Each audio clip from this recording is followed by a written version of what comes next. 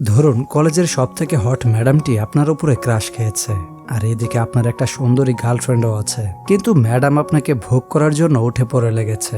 এমনই একটি উত্তেজনাপূর্ণ গল্প নিয়ে আজকে আমরা এক্সপ্লেন করতে যাচ্ছি ডার্টি টিচার। আগেই বলে রাখি, এই গল্পে একটা মাথা ঘুরিয়ে দেওয়ার মতো টুইস্ট আছে, যার জন্য আপনারা কেউই প্রস্তুত না। গল্পের শুরুতে আমরা একটা সুন্দরী মেয়েকে দেখি যার নাম জ্যামি। জ্যামি তার ক্লাস টিচারকে একটা গিফট দিচ্ছে, কারণ আজকে টিচারের এই কলেজে শেষ দিন। জ্যামি তখন ম্যাডামকে জিজ্ঞাসা করে, আপনার জায়গায় এখন কে ক্লাস নেবে ম্যাডাম? ম্যাডাম তখন জবাবে বলে, তোমাদেরকে পড়ানোর জন্য মলি ম্যাডাম আসবে। আর মলি ম্যাডাম অনেক ভালো ও বুদ্ধিমান একজন টিচার। তাদের কথা চলার মধ্যেই মলি ম্যাডাম তখন সেখানে চলে আসে। কলেজের প্রিন্সিপাল ম্যাডামকে পুরো কলেজ ঘুরিয়ে দেখায়। এমন সময় মলি ম্যাডামের নজর যায় বেসবল গ্রাউন্ডে খেলতে থাকা ড্যানির ওপরে। ড্যানিকে দেখে মলি একদম ফিদা হয়ে যায়, কিন্তু সে ম্যাডামটি জানতো না যে ড্যানি জ্যামির বয়ফ্রেন্ড। পরের দৃশ্যে আমরা জ্যামি ও ড্যানিকে একসাথে দেখি। তারা তাদের আগামী লাভ অ্যানিভার্সারি নিয়ে অনেক এক্সাইটেড, কারণ সেদিন তারা প্রথমবারের মতো টি20 খেলবে। আপনারা তো বুঝতেই পারছেন, তারা ভালো একটা গেম খেলবে সেদিন। অন্যদিকে আমরা জ্যামির বেকার বাবাকে দেখি, যে কিনা সারাদিন বাসায় বসে বসে ল্যাপটপে গেম খেলে। আর জ্যামির মা দিনে 2 শিফট কাজ করে পরিবার চালাচ্ছে। এর জন্য জ্যামির পরিবারে সবসময় ঝামেলা লেগেই থাকে। জ্যামির এসব একদমই ভালো লাগে না। ভালো না লাগলেও তার বাবাকে কিছুই সে বলতে পারে না। পরের দিন সকালের ক্লাসে মলি তার নিজের পরিচয় দেয়। এই সময় মলি বারবার ড্যানির দিকে তাকাচ্ছিল। মলি তখন ড্যানিকে ক্লাস শেষে এক্সট্রা ক্লাস করতেও বলে, কারণ ড্যানিকে দেখে তার মনে হয় ড্যানি পড়ালেখায় একটু দুর্বল। ড্যানি নিজেও বিষয়টি বুঝতে পারে। এর ফলে ড্যানি মলির কথায় রাজি হয়ে যায়। তখন মলি ড্যানিকে তার পাশে বসায় আর বলে যে তোমাকে অনেক ভালো করে পড়তে হবে। আসলে এই সবই ছিল মলির চাল। মলি ড্যানির কাছে আসার জন্য এই সমস্ত কিছু করছে। তখন ড্যানি আগামীকালকের ক্লাসের জন্য না করে দেয়, কারণ আগামীকাল ড্যানি ও জ্যামির অ্যানিভার্সারি। এই বিষয়টা মলির কাছে একটুও ভালো লাগে না। তখন মলি ড্যানির ফোন নাম্বার নিয়ে নেয়। এরপরে মলি বাসায় আসার পরেও পুরো সময় ড্যানিকে নিয়ে ভাবতে থাকে। মলি চিন্তা করে কিভাবে জ্যামি আর ড্যানিকে আলাদা করানো যায়। চিন্তা করতে করতে মলির মাথায় একটা বুদ্ধি আসে।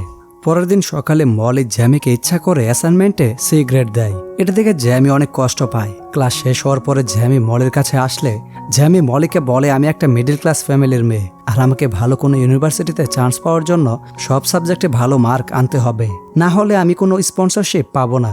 মলি জ্যামিকে বলে, যদি তুমি আগামীকাল এই অ্যাসাইনমেন্টটা আবারও করে নিয়ে আসতে পারো, তাহলে আমি তোমাকে ভালো মার্ক দিতে পারি। জ্যামি তখন মলিকে তাদের অ্যানিভার্সারির কথা বলে, আর অ্যানিভার্সারিটা আজকেই ছিল। মলি এসব শুনে বলে, তোমার কাছে কোনটা বেশি গুরুত্বপূর্ণ, ভালো মার্ক নাকি অ্যানিভার্সারি? এটা শুনে জ্যামি কোনো জবাব না দিয়ে সেখান থেকে চলে আসে। এরপর জ্যামি ড্যানির সাথে দেখা করে। ড্যানির সাথে দেখা করে সবকিছুই খুলে বলে, এবং আজকে রাতে দেখা করতে পারবে না, আর এর জন্য তাকে সরি বলে। ড্যানি আজকে রাতে জ্যামির সাথে টি20 ম্যাচ খেলতে চেয়েছিল, কিন্তু প্ল্যান ক্যান্সেল হয়ে যাওয়ার কারণে ড্যানি সেখান থেকে রেগে চলে যায়। তারপর সেখানে মলি আসে। মলি ড্যানিকে ডিনারের জন্য অফার দেয়। ড্যানি সাথে সাথে রাজি হয়ে যায়। তারা দুইজন মিলে একটা রেস্টুরেন্টে আসে। মলি ড্যানিকে তার লাভ লাইফের কথা জিজ্ঞাসা করে। এই প্রশ্নে ড্যানি একটু বিরক্ত বোধ করে। ড্যানি জানায় তার সাথে জ্যামির এখনো কোনো রকম শারীরিক সম্পর্ক হয়নি, কারণ জ্যামি এখনো এসবের জন্য প্রস্তুত না। এটা শুনে মলি বুঝে যায় ড্যানির কি দরকার। মলি সুযোগ বুঝে ড্যানির কাছাকাছি আসার চেষ্টা করে, কিন্তু ড্যানি বেশি একটা পাত্তা না দিয়েই বাসায় চলে আসে। পরের দিন সকালে ড্যানি ও জ্যামির দেখা হয়। জ্যামি জিজ্ঞাসা করে, গতকাল রাতে তুমি কই ছিলে? এর উত্তরে ড্যানি বলে, আমি আমার বন্ধুদের সাথেই ছিলাম। এটা শুনে জ্যামি অনেক কষ্ট পায়, কারণ ড্যানির বন্ধুরা জ্যামিকে আগেই বলে দিয়েছে যে গতকাল ড্যানি তাদের সাথেই ছিল না। এরপরে ড্যানি ও জ্যামি একটা পার্টিতে যায়। সেখানে ড্যানি জ্যামির সৌন্দর্য দেখে আর নিজেকে কন্ট্রোল করতে পারছিল না। এরপর ড্যানি জ্যামিকে একটা রুমে নিয়ে যায়। ড্যানি জ্যামির কাছাকাছি আসতে থাকে। এমন সময় জ্যামি ড্যানিকে ধাক্কা দিয়ে সরিয়ে দেয়। এই ঘটনায় ড্যানির মনটা একদমই খারাপ হয়ে যায়। ড্যানি মন খারাপ করে সেখান থেকে চলে যায়। অন্যদিকে দেখা যায় মলি নিজেই তার গাড়ি নষ্ট করছে এবং ঠিক করার জন্য ড্যানিকে ডেকে আনে। ড্যানি এসে গাড়িটাকে ঠিক করে দেয়। গাড়ির কাজ করার সময় ড্যানির হাতে ময়লা লেগে যায়। এর জন্য মলি ড্যানিকে তার বাসায় নিয়ে আসে। মলি তোয়ালে দিয়ে নিজের হাত দিয়ে ড্যানির হাত পরিষ্কার করিয়ে দেয়, আর আস্তে আস্তে ড্যানির কাছে আসতে থাকে। এবার ড্যানি আর নিজেকে কন্ট্রোল করতে পারছিল না। তারা সব লিমিট ক্রস করে ফেলে। হাজার হোক, সবই যৌবনের খেলা। ড্যানি আর মলি ভালোভাবে গপাগপ করে। এই অবস্থায় আপনি থাকলে আপনি কি করতেন? অবশ্যই কমেন্ট করে জানাবেন। তো ফেরা যাক গল্পে। পরের দিন মলি আবারও জ্যামিকে অ্যাসাইনমেন্টে সি গ্রেড দেয়। জ্যামি কোনোভাবেই বুঝতে পারে না যে তার সাথে এসব কেন হচ্ছে, কারণ জ্যামি এইবার অনেক ভালোভাবে অ্যাসাইনমেন্ট জমা করে দিয়েছিল। এরপর জ্যামি হেঁটে যাওয়ার সময় একটা খালি রুমে ড্যানি আর মলিকে একা বসে থাকতে দেখে। এটা থেকে জ্যামির মনে ড্যানিকে নিয়ে সন্দেহ তৈরি হয়। জ্যামি বিষয়টা নিশ্চিত হওয়ার জন্য ক্লাস শেষ হওয়ার পরে ড্যানিকে ফলো করতে থাকে। জ্যামি খেয়াল করে ড্যানি মলির বাসায় ঢুকছে। জ্যামি জানালা দিয়ে উকি দিয়ে দেখে ড্যানি ও মলি একজন আরেকজনকে কিস করছে। এটা থেকে জ্যামির আর বুঝতে বাকি থাকে না যে ড্যানি তাকে ধোকা দিচ্ছে।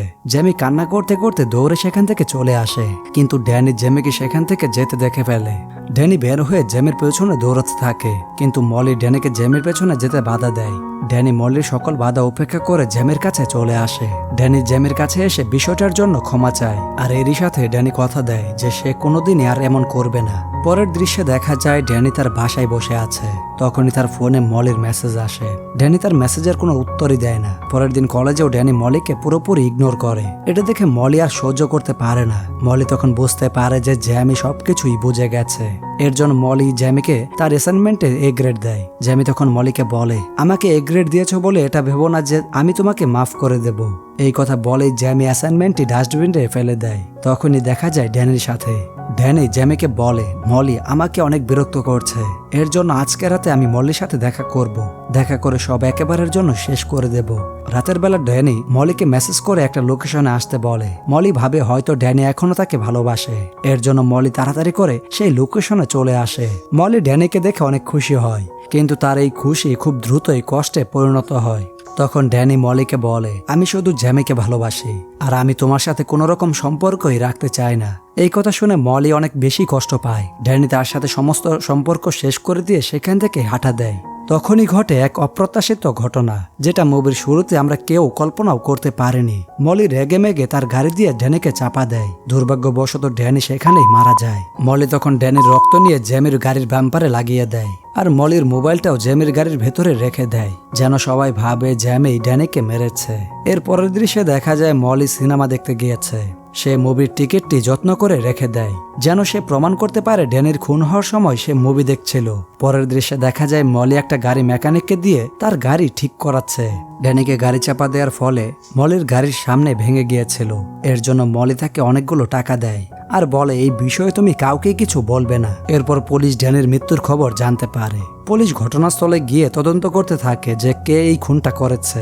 আর এইদিকে জ্যামির এক বান্ধবী জ্যামিকে ড্যানির মৃত্যুর কথাটা জানিয়ে দেয়। জ্যামি সাথে সাথে দৌড়ে পুলিশ স্টেশনে চলে যায়। সেখানে গিয়ে বলে সেই খুনের জন্য তাদের ক্লাস টিচারকে সন্দেহ করছে, কারণ কয়েকদিন থেকে ড্যানি ও মলির রিলেশনে ছিল, আর গতকাল ড্যানি তার সাথে দেখা করে সবকিছুই শেষ করে দিতে চেয়েছিল। এই সব কিছু শুনে পুলিশ দেরি না করে মলির বাসায় যায় তদন্ত করার জন্য। মলি পুলিশকে মিথ্যা কথা বলে যে আমার সাথে তার কোনো বাজে সম্পর্ক ছিল না, আমি তাকে শুধু একজন ভালো ছাত্র হিসেবে পড়িয়েছি।